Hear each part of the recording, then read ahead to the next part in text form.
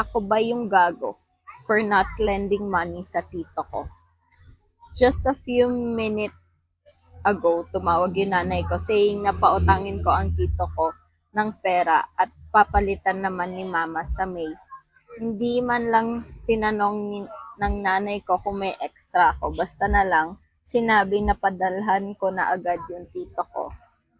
This tito, recurring na kung umutang sa nanay ko, na sa akin din kumukuha at mga kapatid nila. Halos madalas buwan-buwan may utang pa nga yung tito ko sa akin na hindi pa bayad and here they are again. Mag-aanak kasi ng madami tapos sabayin sa pag-aaral. May anak na capable mag-working student pero dahil sa kaartehan ayaw magtrabaho para makatulong sa parents niya. So hindi niya pinautang. So yun yung tanong niya kung ako ba yung gago for not lending money sa tito ko. Ikaw? Hindi. Bakit? Hindi siya gago. Mm. Kasi recurring incident na eh. Tapos hindi pa nga nababayaran yung last time. Medyo pwede pa kapag nababalik last time. Tapos feel ko baka mamaya hindi rin alam ng tito niya na itong nanay humihingi lang din sa anak niya Oo, eh. laging ganun, ano? Oo, na baka akala ng tito niya isa kapatid lang siya nang hihiram kaya okay lang. lang. Hindi niya alam sa Hindi niya anak. alam sa pamangkin niya. Bakit ikaw? Maski ako eh, hindi naman siya. Saka, ang dami ko na experiences na ganyan. Pag pinahiram kasi niya ng pinahiram, hindi magkakaroon ng urgency para gumawa ng paraan yung chewin niya. Kasi alam niyang may sasalo. May sasalot, may hiraman at may hiraman. Parang every time na lang nangangailangan, hindi mabibigay sa kanya yung urgency na need niya. Usually yung mga problems sa yung mga challenges na binibigay sa atin sa buhay, nag-aano yan eh, nag-activate ng something sa atin as human beings na parang magkakaroon ka ng urgency, may malalaman ka sa sarili mo na hindi mo alam dati. So may matututunan ka, ganon. Pero until pahiramin niya ng pahiramin yan at hindi niya hayaan gumawa ng paraan, hindi makukuha ng tito niya yun. Ang mangyayari niyan, parati na lang ganun. So malay mo na bigay na sa kanya ng fate yun na parang kailangan mo pagdaanan to para makahanap ka ng trabaho na yung trabaho na to pala, yan talaga puputok sa'yo. Yan yung magpapalago sa'yo, yung trabahong yan. Hindi niya malalaman yun. Hindi niya ma-encounter. Kasi all the while, umaasa siya na may sasalo sa kanya. May maganyan eh. Narinig mo ni yung ano yan? Yung rolling train theory. Narinig mo ba yun? Parang may train, nasa railroad. Tapos, dun sa tracks, merong 5 tao. Ay, may 5 tao dun sa track. Sa track mismo? Ng train, na nakatali. So, masasagasaan. Pero, bago dumating dun, merong switch na pwede mong pindutin, malilipat sa isang track. Okay. Yung relays. Tapos, isa na lang yung mamamatay. Ikaw yung andon ngayon sa may switch. Ililipat mo ba dun sa isa o hayaan mo mamatay yung 5? Ang hirap din.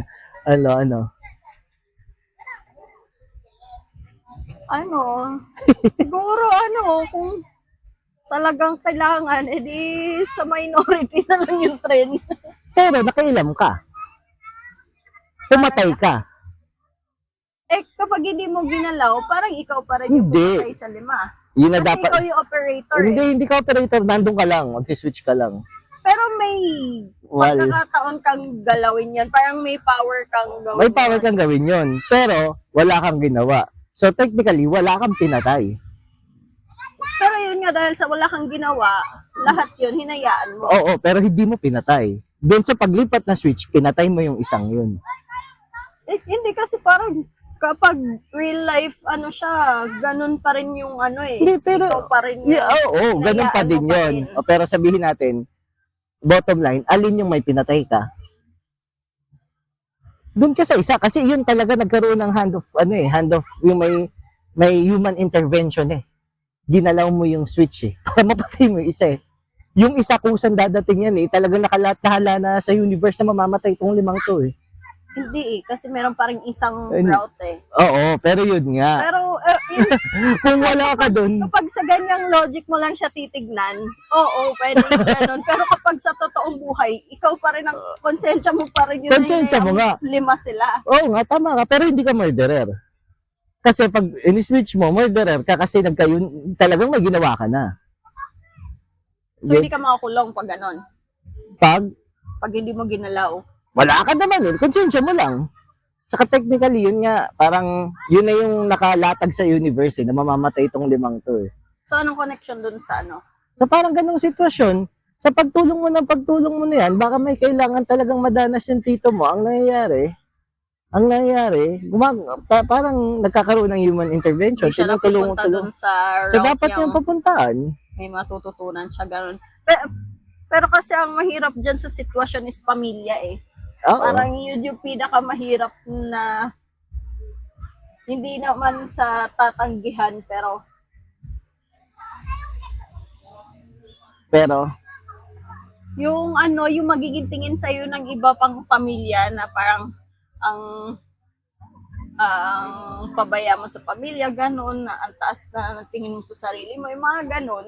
oo, pero, So, kapag ganun, parang hindi lang yung tito mo yung maka-cut off sa'yo, pwedeng oo, maging buong pamilya mo pa, ganun. oo. Pero, Parang minsan kasi papautangin mo na lang para wala na lang masabi. oo, pero at the end of the day, hindi mo naman kasama yung tito mo. Hindi yun nga, kung yung pati yung nanay mo, ganun. Oo, parang, madamot yan. Oo.